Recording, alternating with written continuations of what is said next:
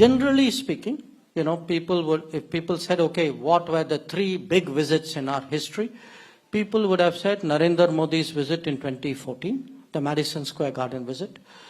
They would have said the Dr. Manmohan Singh visit, where the nuclear deal would have been done. And probably they would have said Rajiv Gandhi's visit, because he tried really to smoothen out ties with the United States, which had been difficult in the period before. Now, I actually was there in Washington for each of these 3 visits. So with those 3 visits as a kind of benchmark, I can tell you for sure this visit was a completely different level. And there are many ways by which I can sort of demonstrate to you that, that it was a different level. Because, say, in diplomacy, one easy yardstick is protocol. This was only the 2nd state visit of an Indian Prime Minister. That the only other state visit which has ever happened before was Dr. Manmohan Singh in 2009. Secondly, this was the only time where a Prime Minister of India has addressed a joint session of the Congress twice. No other Prime Minister of India has ever done this. In fact, there are only 4 other people, 2 of them were Israelis. But other than that, I think only Nelson Mandela and Winston Churchill have addressed the joint session more than once.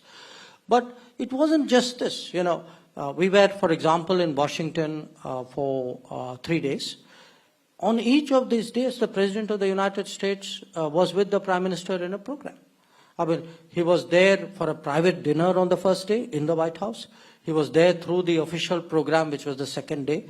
On the 3rd day, he came for what was called a tech roundtable, which was not there. The First Lady, Jill Biden, she too had an event with the Prime Minister. Event on a matter which was very dear to her heart, which was on skills and community colleges. There were 6 cabinet members who attended, Prime Minister's. I mean, even his with a mix of business leaders. You had the Secretary of State and the U.S. Trade Representative out there.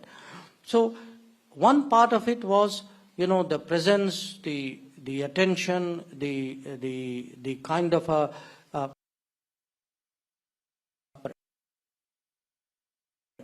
not just the administration.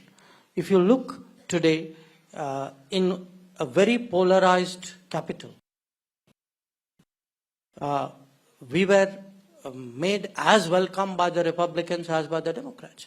It was the Republican Speaker of the House who extended the invitation for the joint session of Congress. I mean, obviously with the Democrats also agreeing to it.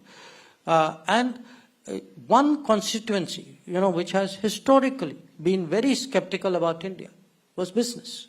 Because in all these visits I talked to you about, the 2005 visit, the 1980, business has always held back in America where India was concerned.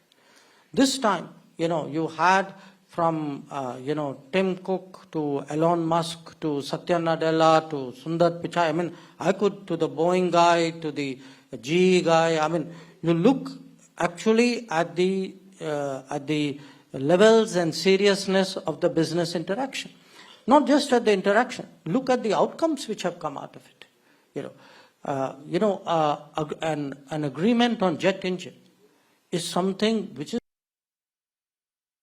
technology is held perhaps even closer than nuclear technology. It's very, very rare for a country to actually have an understanding to share jet engine technology. Similarly, if you look at the outcomes even on semiconductors, and you all understand today the importance of semiconductors, it is really the key metric on how to compete today. Had a whole series of agreements from Micron to Lam Research, which to apply done deals. These are done deals with funds committed, locations made, ready to go, which you will see coming up in the next few months. If Google can actually say that, okay, we are moving our global fintech center to give.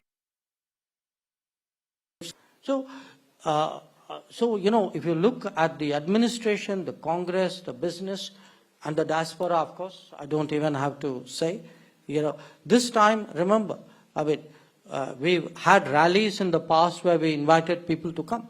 This time, 8,000 people on their own for the White House opening ceremony.